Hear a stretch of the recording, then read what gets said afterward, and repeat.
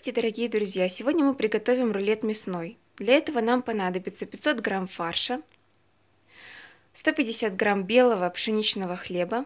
Я уже удалила корочки и разрезала мякоть. 9 грамм соли и 200 грамм молока.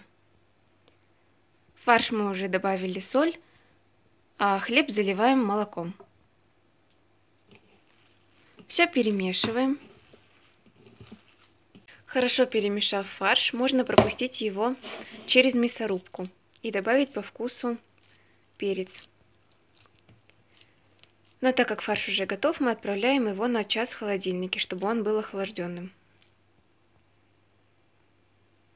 Для приготовления фарша нам понадобится 5 вареных яиц, 2 репчатых лука уже очищенных и маргарин, а также специи по вкусу.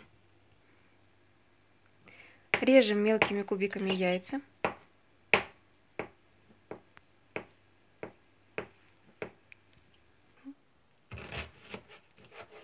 Нарезаем мелким кубиком лук. Наш фарш для котлетной массы готов. Смоченную водой выкладываем котлетную массу, формируем ее в форме прямоугольника. И начнем выкладывать наш фарш и завернем в рулет.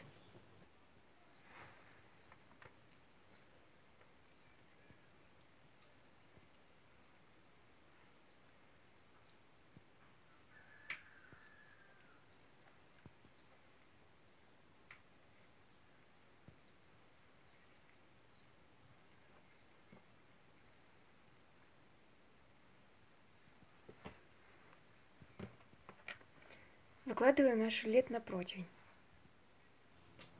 Смажив противень растительным маслом, выкладываем рулет.